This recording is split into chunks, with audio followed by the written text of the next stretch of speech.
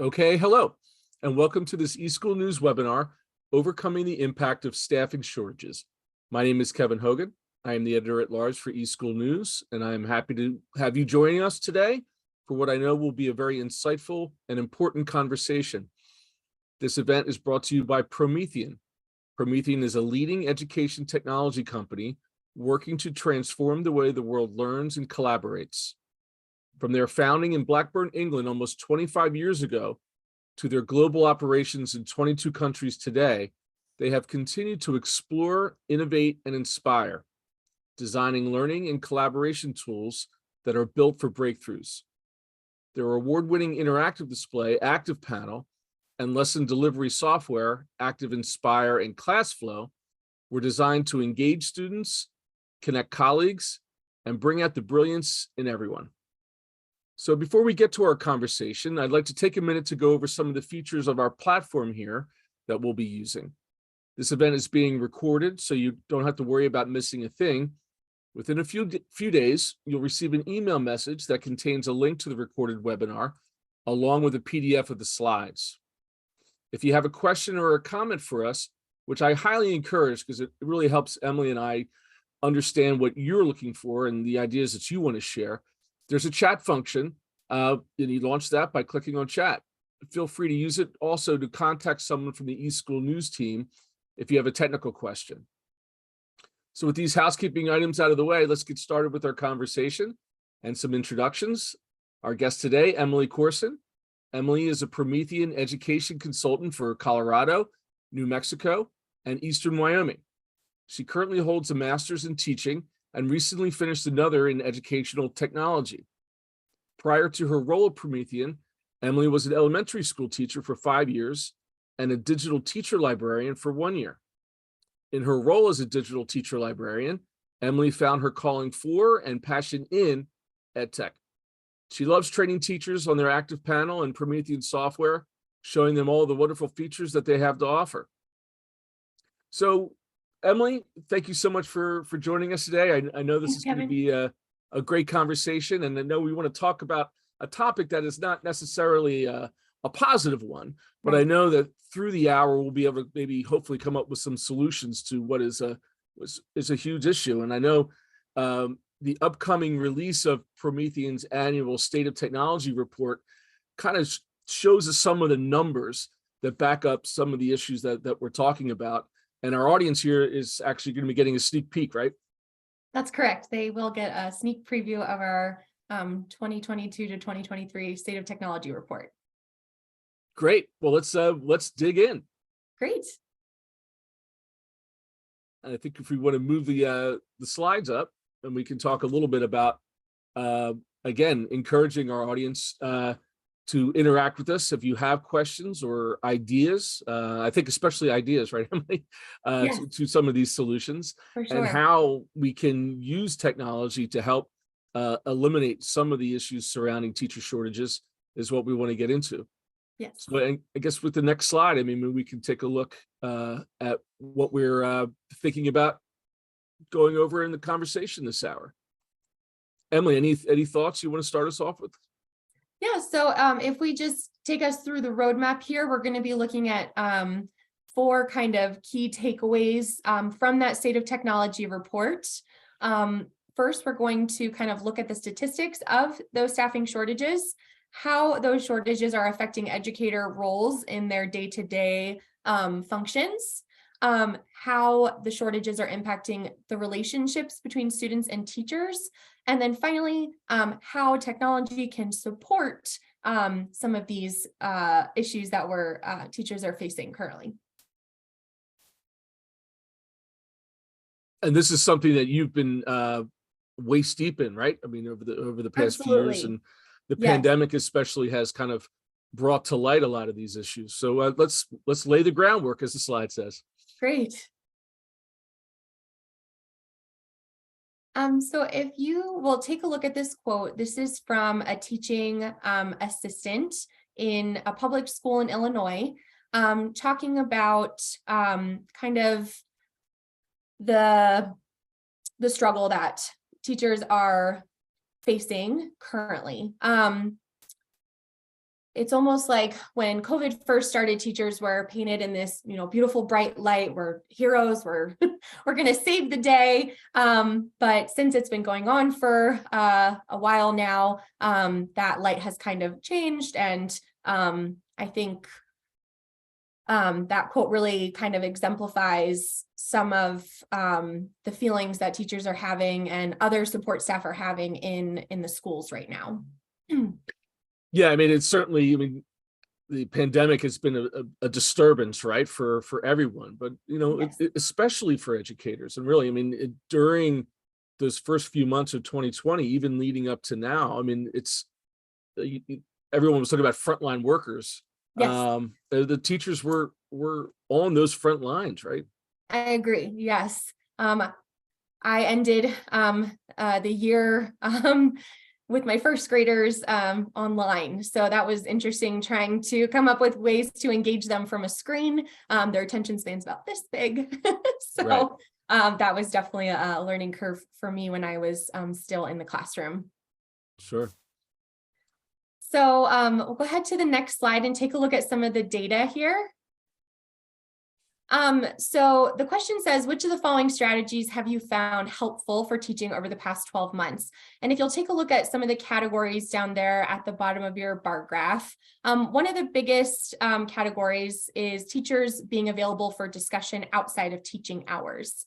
And again, that just adds to the teacher workload that's already, so heavy. Teachers are planning from home, they're grading from home. So adding that extra time to be able to meet their students' needs and help those students feel supported. Another high number that we have here is bringing in experiences to the classroom virtually.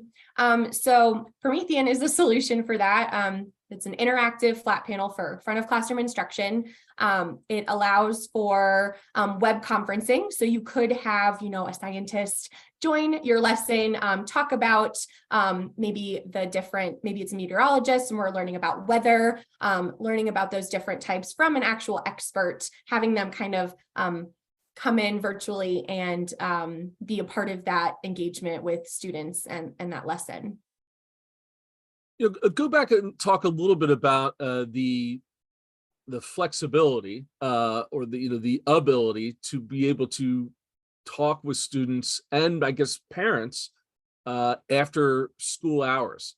Is that a bug or a feature? It's something that had to happen yes. during the shift to remote learning, right? It was something that just kind of happened. Is it going to stick around? From a teacher perspective, what do you think? Do you see it as a plus or a minus? Yeah, that's a great question. I can kind of view it in two lights. Definitely a plus for teacher or for students and their parents, because they're having more communication with the teacher and getting that extra support that they need if that's the case. But on the flip side, teachers again they're stretched very thin right now. Yeah. They are taking on a lot of responsibilities that are outside of their scope currently because of those staffing shortages. So I think it's definitely like a two-sided coin. I know, if teachers had all the time in the world, we're very passionate, most of us at least, are very passionate about working with kids. We would love to dedicate as much time as we can to that. But, we have our own lives, work-life balance, those things to keep in mind as well in our own families. So. Sure. Is a solution there something like along the lines of just saying you will be online from 7 to 8, or just setting expectations of when you're going to get a response? Yeah, so I think it's really important to set boundaries. Parents will text you at 11 o'clock at night if they think that's appropriate. So setting up like virtual office hours, I think would be beneficial for students and families who need to communicate with their teacher, any concerns or extra, any ideas that they need to convey. Great. All right, let's take a look at our poll here. So we're going to push out a poll to you all, our participants, and go ahead and take a look at that. Kevin, do you want to read the poll for us? Yeah, sure, absolutely. So first question, how supported do you feel by school district leadership in your role? So do you feel not supported at all? Hopefully we'll get no response there.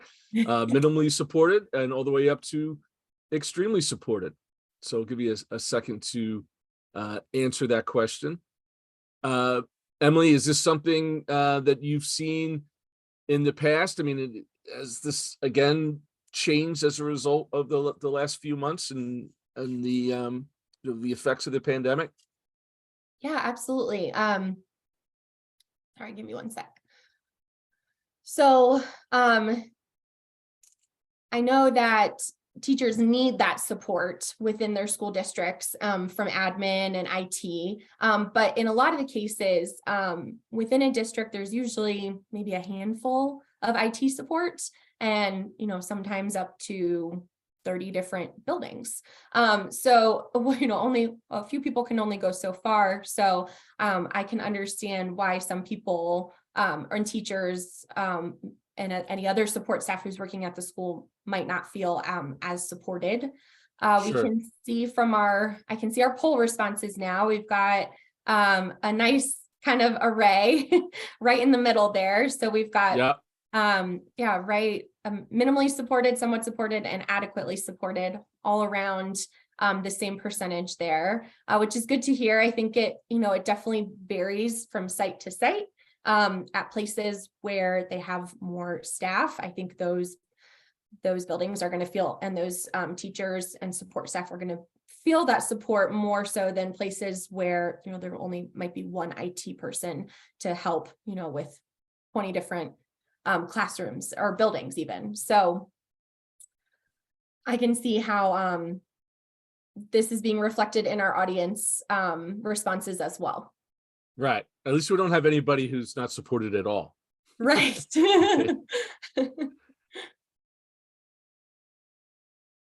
All right. So if we went, go ahead.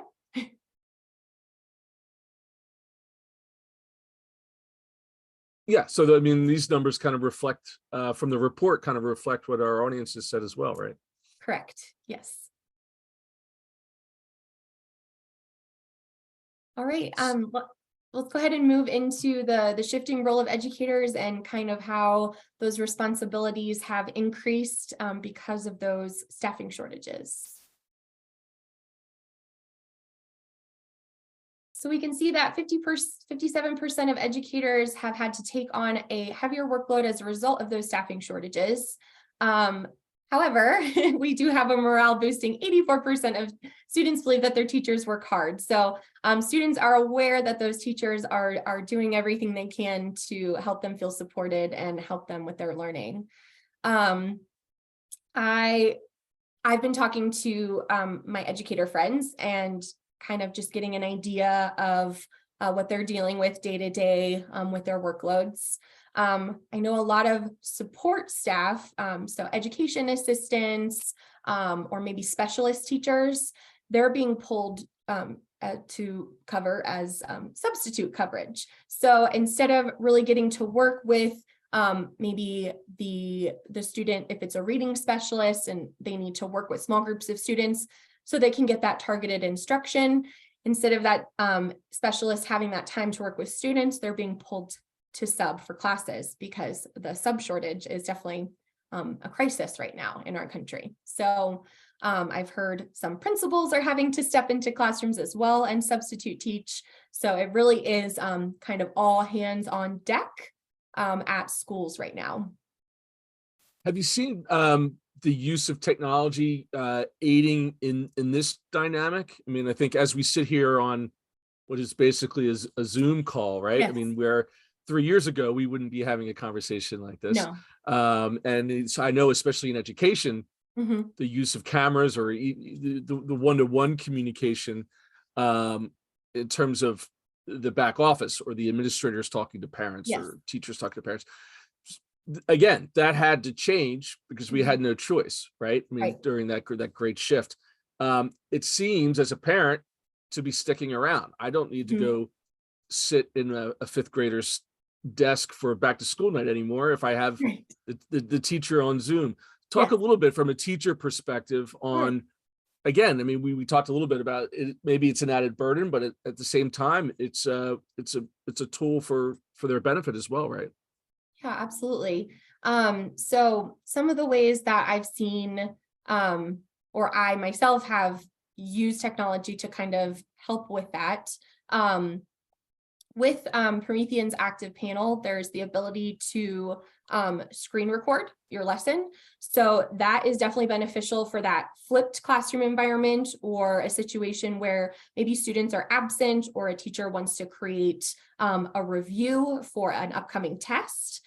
Simply just screen recording that lesson. It will also pick up their voice. They're able to then post it to their LMS like Google Classroom, Schoology, Seesaw, whatever they're using. And then students can have access to that at home on their individual device. Teachers usually invite parents into their LMS so that parents as well can have access to that information, support their child from home, and be able to help them review for that quiz or help them review what they missed for the day in class. It's really cool to see the live annotations on top being recorded, and being able to hear my teacher's voice, not just some, disembodied movements on a screen. Right, right. And again, I'm guessing for the students, I mean, this is just, the standard operating procedure, right? For us adults, for the faculty and for educators, maybe there was a little bit of a learning curve, but I think we're all kind of there now, right? Yeah, I think so. You don't hear so much. Can you hear me? Because I think we all know which microphone to be connected to now. We're kind of getting used to this virtual setting more so. Yeah. Yes. You still sometimes have the you're on mute. You're on mute. Yeah. That's I think that just happens to the best of us. Par for the course. Yeah. So we'll go ahead and advance to the next slide. We have a question on here. It says, to what extent have any staffing shortages affected your day-to-day role? And if we take a look at the highest percentage there, at 57%, it says I've had to take on more responsibility and workload. And that kind of speaks to what I was discussing earlier. Teachers are having to give up their lunches to cover X class or cover, the lunch room. So, they're not even getting a chance to take their own lunch break because they're being asked to kind of fill in where these gaps are. Yeah. At 31%, I've lacked IT admin support. Again, everyone is stretched really thin right now. That was also represented, that exact number actually was represented in our poll as well that we did a few minutes ago when we were talking about how supported people are feeling in the schools. And again, these are all numbers that are kind of a sneak peek to the report that's going to be coming out soon. Technology report, yes. So kind of thinking, kind of keeping that question in your mind, we're going to go ahead and push out, or there's actually one more quote. So take a look at this teaching assistant's take on her roles and how they've been shifting as a result of those staffing shortages. And again, I guess, I mean, the reality that we're dealing with is like, it's not going to go back to whatever normal was before, right? Normal.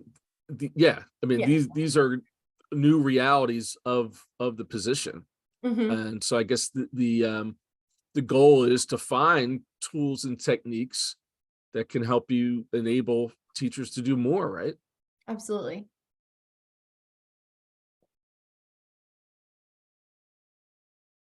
So here's we're going to send out that second poll. And again, we just want to know from the audience here, how have teaching or staffing shortages impacted your role? And you can see you have a number of multiple choices here. From you haven't noticed any shortages, which would be nice, but again, I'll predict that that's not necessarily going to be the highest number responding.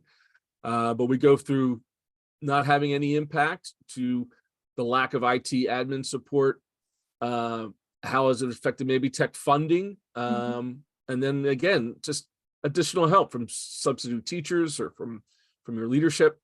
And then just really spending more time on lesson planning outside the classroom. So we touched upon that a little bit, Emily. I mean, just that's always been the case to a certain degree, right? Yes, it has. 45 minutes a day to plan is not going to get you five topics a day times 5. So 25 lessons for the week. That's right. It's not really adequate amount of time to plan. Yeah.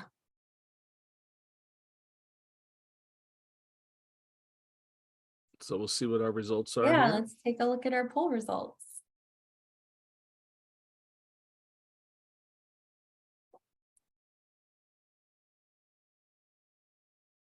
Okay. So we're at a whopping 93% for having to take on more responsibility and workload. Yeah, that certainly resonates with the numbers that the report's going to come out with, right? Absolutely.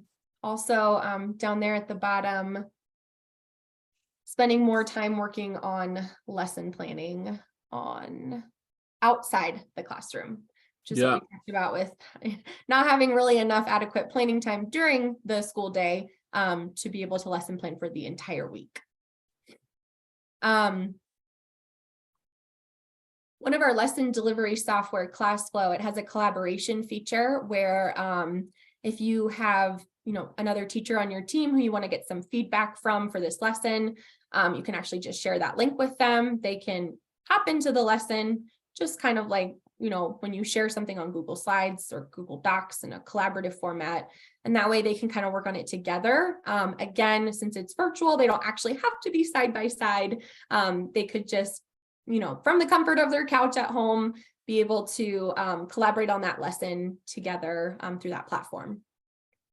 And there's a benefit to I guess the phrase is symmetric versus asymmetrical, right? I mean, you can post things up almost like if you're on a Reddit thread or some sort of online forum, and then go and refer to it as a piece of resource. It doesn't necessarily have to be real time, right?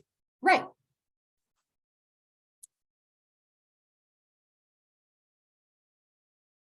Excellent. So we'll look for the presentation slides to pop back up. Thanks for that feedback on those polls, everyone. So here's a huge issue here, right? Yes, kind of shifting gears and taking a look at that like trickle down effect of, impacting teachers and then how that is impacting relationships with students. So if we take a look at the next slide, students feel individually supported. They also feel that their achievement remains a high priority to teachers. So even though,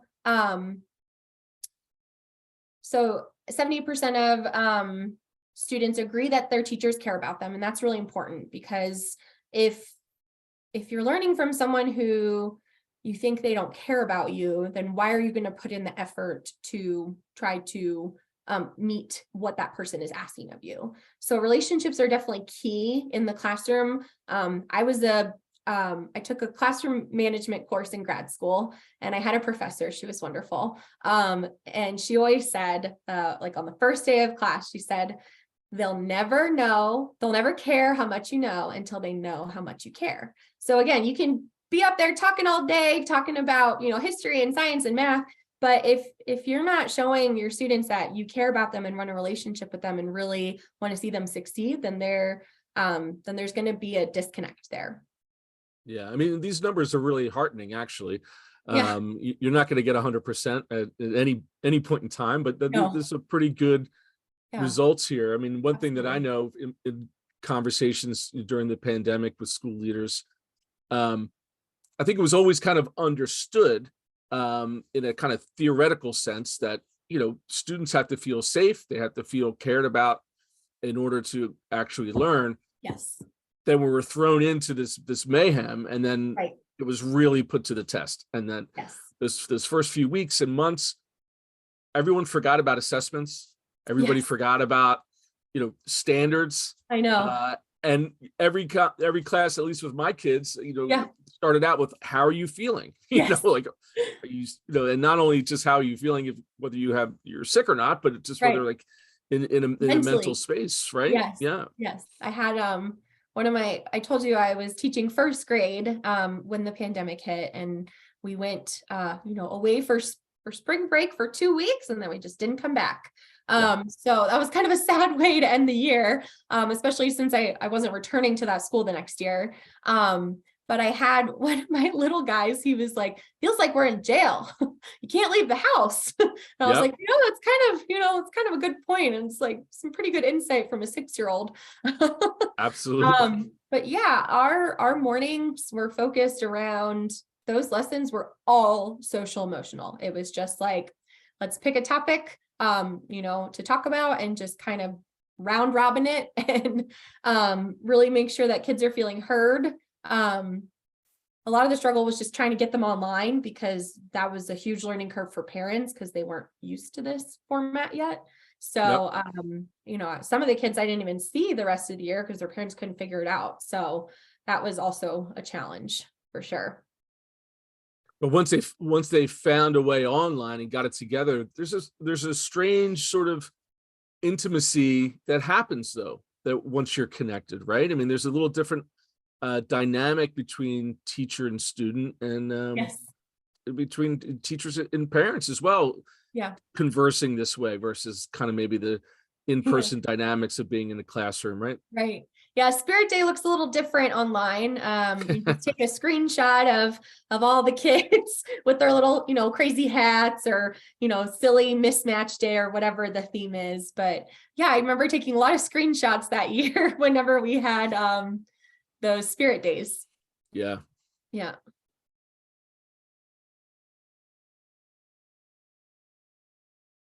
So kind of piggybacking off that social emotional piece that I was talking about, how is taking a look at the Promethean State of Technology report, we explored how schools are catering to that social emotional learning.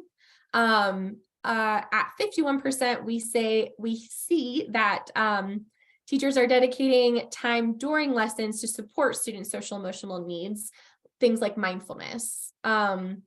At 45%, we have that the school offers counseling to support students' social emotional needs as well. So school counselors are a huge part of that, helping students kind of process this weird world that we're in now and understanding sort of kind of how things are changing in the classroom and things like that. When I was teaching first grade, we had a program called Second Step that my school used for social emotional learning. It was these two little puppets, Doggy and Snail, and they were teaching students about mindfulness. So, if they're noticing themselves getting upset, kind of like doing a body scan and thinking about like where in their body they're feeling it. A lot of it was like games to try to teach the students little different like tips and tricks to remember those little ways to kind of self-check in and self-regulate. And I thought that was really helpful to have a dedicated time specifically for those social emotional needs of the students.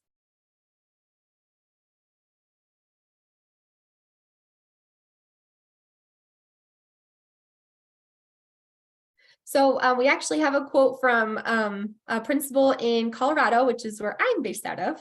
And they were talking about how technology can be a solution for those staff shortages.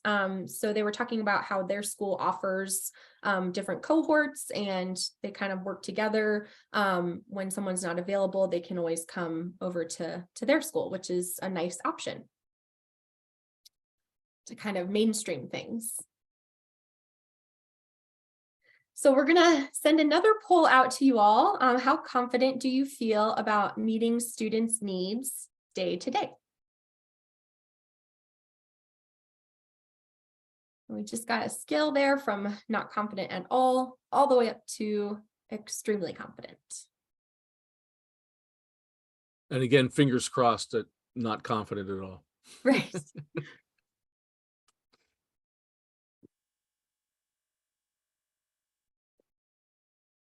And as we mentioned, I think, the if we're talking about through the use of technologies to assist students in meeting their needs, everyone has had a learning curve, and for the most part met it, right? Yeah, I think so. At least with the Zoom tool. Yeah. If my parents can use it, everybody can use it. My grandma can Yeah, use it. It's pretty yeah, impressive. She's 92. exactly. So kind of what we expected, right in the middle there, from minimally to pretty confident, which is good. So kind of supporting that data that we saw in the bar graph with teachers are still supporting their students' social and emotional needs in the day-to-day context of the classroom. I think classroom meetings are really good for that. I used to do a morning meeting every day when I was a teacher, just to kind of check in, give kids a chance to kind of like debrief with me. I could kind of gauge how they're feeling at that point. So I kind of know how to adjust my instruction for the day. If I notice they're all like really sleepy, then I'm like, okay, I got to step it up, be peppy today. Right. Really squirrely, then I got to like set, bring it down, slow it down, kind of refocus everyone. So. But again, I mean, these results are a bit cheering, right? I mean, it's just instead of all the doom and gloom, and it feels Right. that we're kind of, teachers are pushing through and getting done what needs to be done. Yeah, and I just think it shows like how important those relationships are with students. Because again, if they're not feeling cared about, then they're not going to want to learn from you. Right. Right.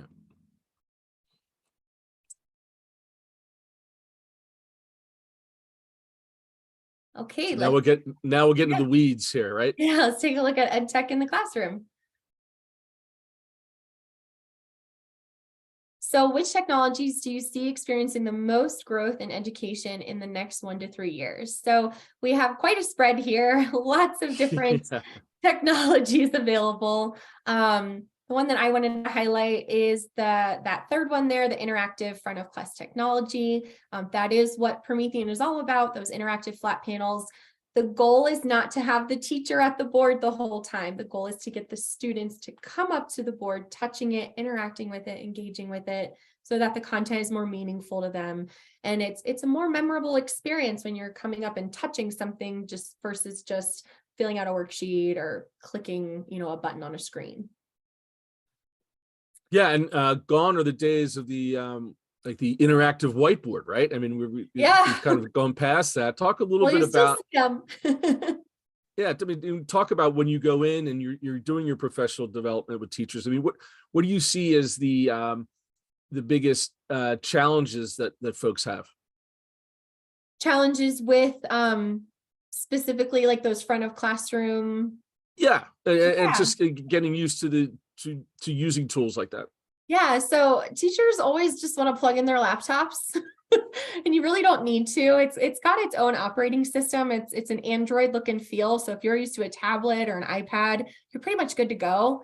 There are some built-in engagement tools. There's a whiteboard, a spinner, a timer, capture, annotate, and it's just ways to kind of get the lesson all flowing together. The tools kind of work nicely together.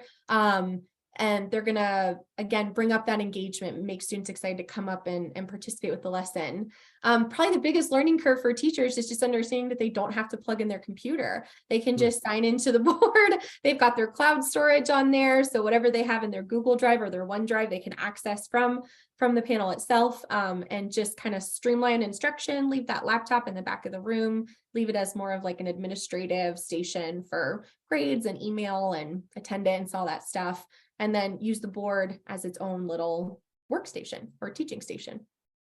Promethean has recently partnered with an artificial intelligence company called Merlin, and Merlin Mind has a classroom digital assistant. So with a little voice activated remote, you can tell Merlin, hey, open my Google Slides, pull up this presentation, and the teacher can give students who need proximity, right? Because they get off task. So they can give students their proximity that they need, take away that tether from the board, and still be able to pull everything up that they need for the day, and engage students that way. They can even give students the remote and ask, the student can ask Merlin, hey, when was Pepsi invented or whatever they're curious about. So it's a really cool shift that we're seeing in the classroom with all of these different technologies being integrated. AR and VR are very popular right now. You can see they are at 30%. So those augmented and virtual realities where students can kind of immerse themselves in that environment are really kind of up and coming for sure. And when you saw in results of the poll of our audience talking about a lack of teacher assistance, this is where that AI can kind of come in and fill a gap, right? Yeah, exactly. I was kind of playing with Merlin the other day at a conference, and it took me 7 clicks, a click path of 7 clicks to take a YouTube video and post it to Google Classroom. With Merlin, I just said, hey, Merlin, post this to Google Classroom, and it's done. And so that time that the teacher's spending turning their back to the kids to go input that video or that web address when they can just voice activate it, it's a total time saver. And the number one thing I hear from teachers that I work with is there's not enough time. So having that as a time saver, I think would be really helpful to maybe not every teacher, your teachers who just want to plug and play, like let them plug and play. But those early adopters who are like really excited about this new technology, I can really see them using that tool and it being advantageous to them in the classroom. Not like, oh, here's something else I have to learn. It's, hey, here's a tool that's really going to help me with delivery and just fluidity of my lessons.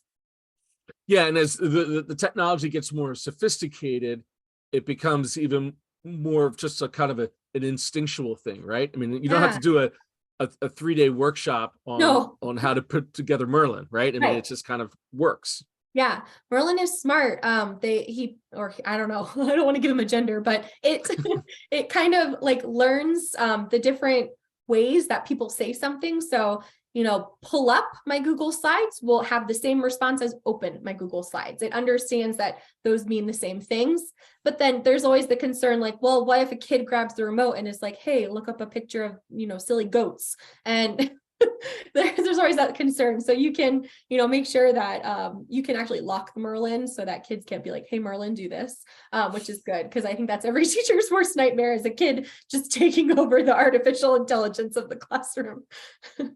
Actually, seeing that presentation by Merlin, that was my first thought too. Like, how could I punk this? Yeah, I know, right?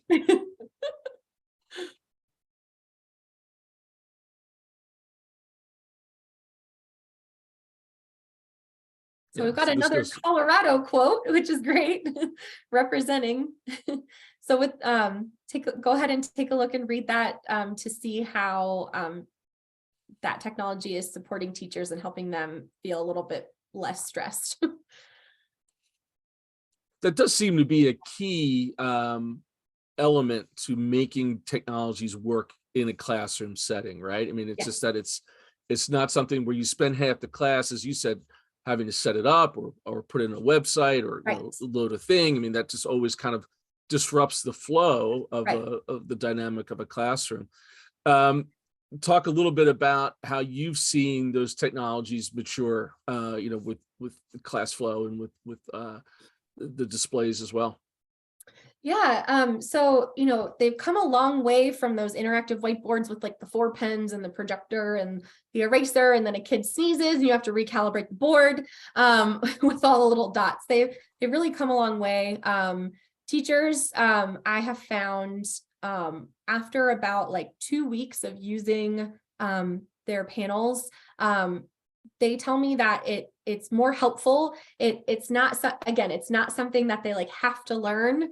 Here's another thing to add to your plate. It's something that's going to help with that classroom workflow. So for teachers, it's really important that they understand like the why behind the technology, not just, oh, we're going to adopt this technology for the sake of adopting this technology. So knowing that with the State of Technology report, knowing that it's having an impact on students and it is increasing engagement in the classroom is really powerful. And it makes it more meaningful to teachers because again, they're not viewing it as something that they have to do. They're viewing it as a tool to transform learning for students.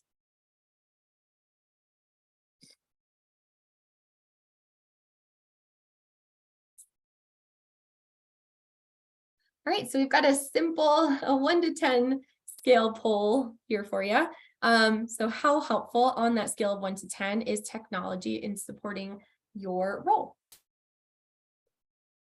It is interesting that it hasn't been that long ago where we would write articles, I would write articles or talk about whether there should be computers in the classroom at all, right? Oh I mean, yeah, I remember that. Yes. yeah, I I think we've answered that one. think we have. Yes. We need them in the Thankfully. classroom. Yes. Yeah.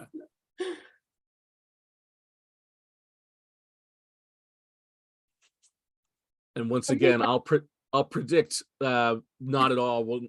There'll be a 0%. Now maybe someone will punk me, but right.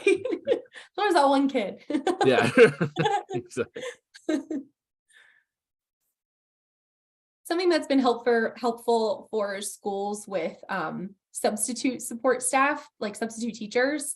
Our new active panels have what's called roaming profiles. And so they have these little NFC cards, and you can literally just hand the sub a card. It'll have all of the content that substitute needs for the lesson that the teacher wanted them to deliver, or the lessons that the teacher wanted them to deliver that day. And all they have to do is just tap it and they're good to go. So that's just kind of a nice way to streamline things. And instead of the teacher having to, send an email with a bunch of resources after school on their own time to that substitute so that they can have those things, it can just be tied to that little profile. So we've got our poll results up. We've got on a scale of so how helpful is technology, and we've got a lot of extremely helpfuls, which makes me very happy. So again, the goal for technology integration in the classroom is not to overwhelm teachers or other support staff. It's to help support them, right? That's the goal.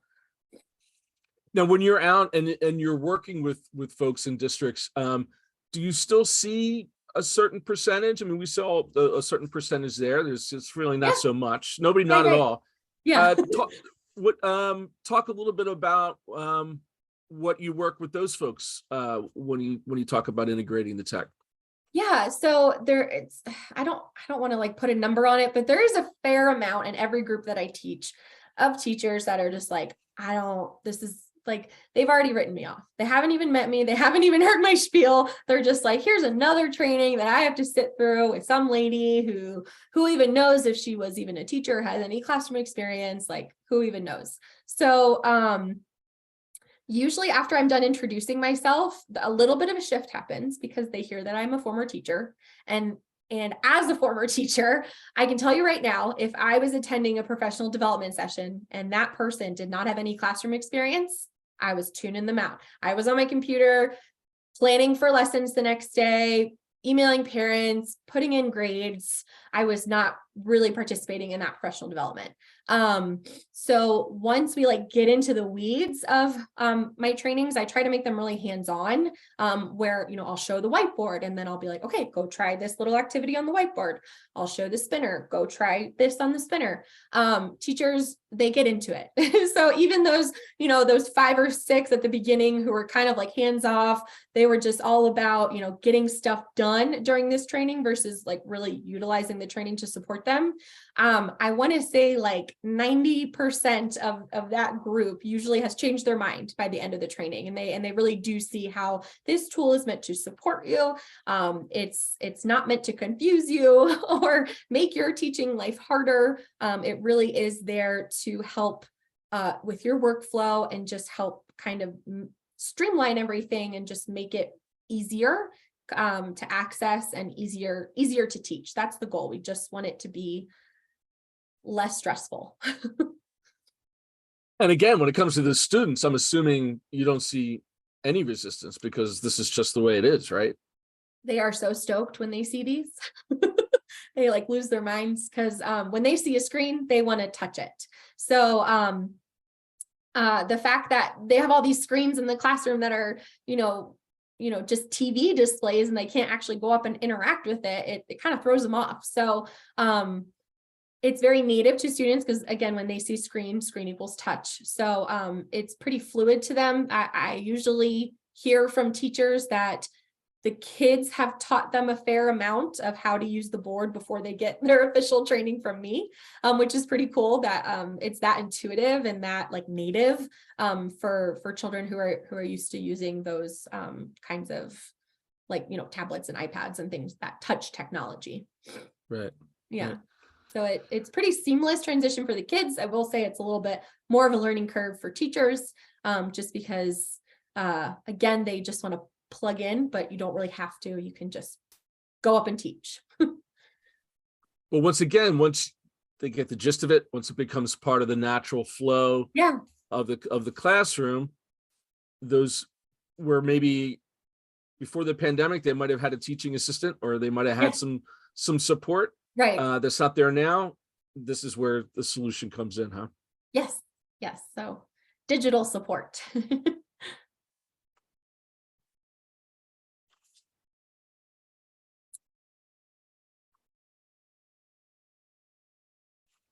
So we'll see if the other slides coming up. Oh, no more slides. I think we're at the end there. Okay, all right. Yeah. But plenty more questions, even if we don't have any more slides. Yeah. To talk a little bit more about the scale of your work, right? So you're going in and talking to a particular teacher or classroom. But how does it work when you're going across an entire school, or even more like an entire district? Are you finding that it takes that kind of wider scale to kind of change the culture of a school to where they're using these technologies?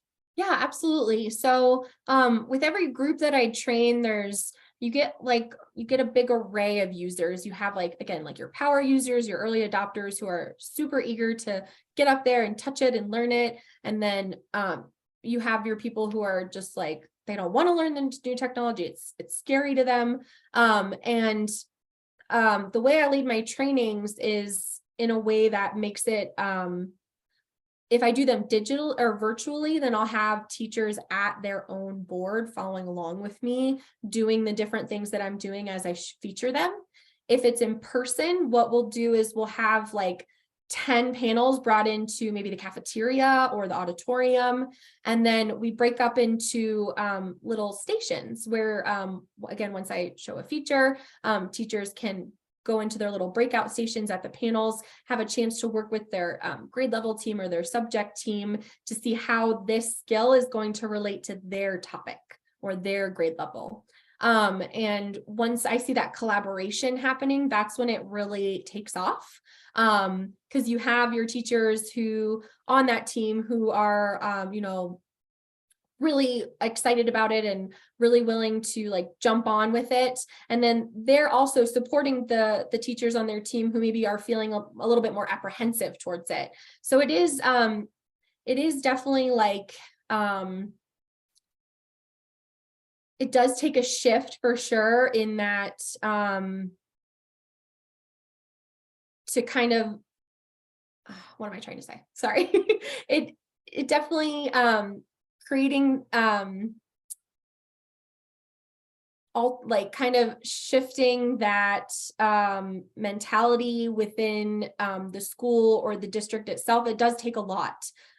So for a school-wide training, I would usually just train everyone in a situation where it's a bigger implementation and a bigger rollout where maybe it's 500 panels being rolled out to 10 different schools. In those situations, a lot of the times I'll do a train the trainer situation where I will have those power users, the ones who are super eager and ready to learn the technology. I'll train them, and then they take that information back with them, and then they go on to train the staff who wasn't there to receive the training from me. A learning curve for sure for a lot of teachers and support staff who, again, are a little bit more apprehensive towards technology, but those power users are definitely my biggest cheerleader, and I so appreciate you. You know who you are, those of you who I've trained. It's really helpful to have them on your side and helping everyone see that this is this is a value add, not a takeaway. So when we look at the poll results that we had over the course of the past hour, Yeah. it seems that there's I'd say a general majority saying, I have more work than I've ever had before. Yes. I'm feeling pressure from all these various sides, and maybe looking for help in any way that they can find it. Well, let's get into the nitty gritty. What are some 3 steps that you might offer that person who's looking to use technology to help enable what they're doing, if they can't have the in-person assistance? Yeah. So I think it just comes down to showing the users of this technology what all is built into it already, and helping them understand that it's all of the things that are built into the panel itself, they're all tools that are based off teacher feedback. So these are things that we heard teachers say, hey, we want the panel to do X, Y, and Z. And so everyone in the field, everyone in my role, the education consultants, we go take that feedback that we're hearing from teachers, we pass it along to the product team, and then they work on pushing out updates to the panel that reflect those changes. And so it's really nice that teachers are feeling heard.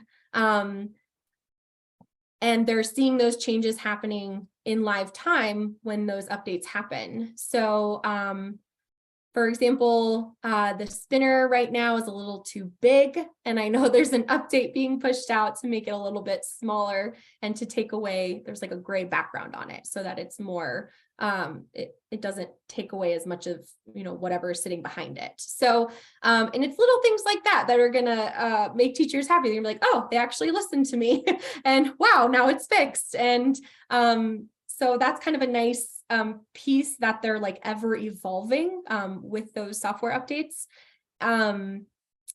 and just helping them see that these tools are very user friendly. They do what you expect them to do. There's no mystery behind it.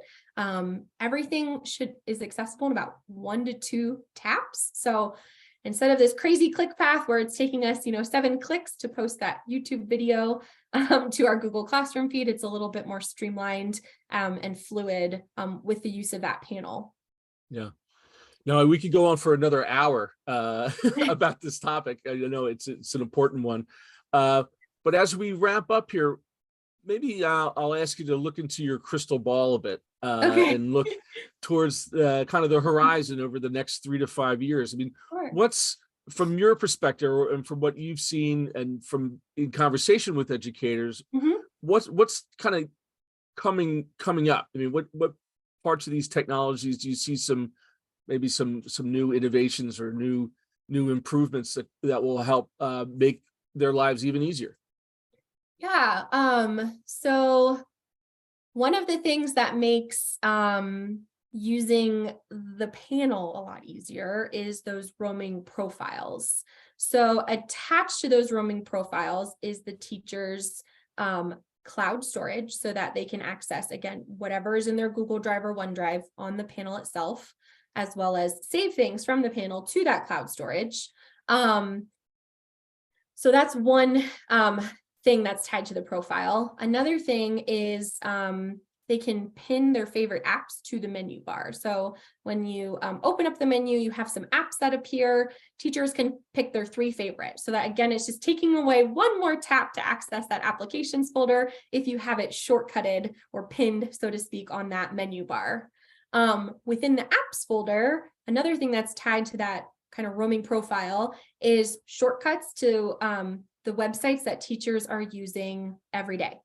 When you look at a teacher's computer who is getting set up for the day, they have probably a Chrome browser open, no shame to Edge. And they probably got 50 tabs open with all of the different curriculum sites that they're using throughout the day.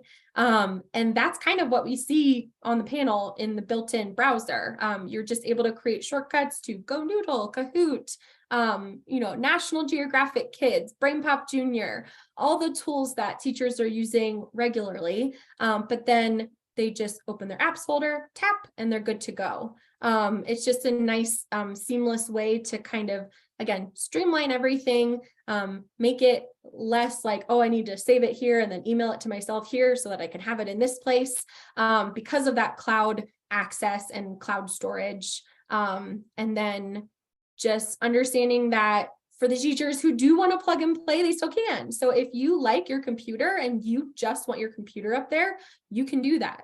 The cool thing about the operating system that's built into the panel is that the apps go between sources. So you can have the spinner, you can have the timer up on top of your computer, and still being able to use those built-in apps and student engagement tools on top of your environment that you're used to. Hey, a question came in from the audience. Great. Asking to share the name of a website for the tech that you're referring to. And can you point folks to any particular locations online where they can get more information?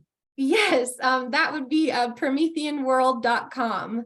And I'll go ahead and put that in the chat as well. Excellent. And those are interactive displays for the front of classroom.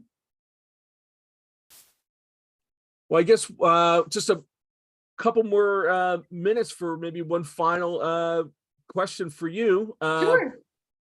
What do you say to that one teacher, or the 2%ers who are still resistant at the end of that workshop? Is there any Totally.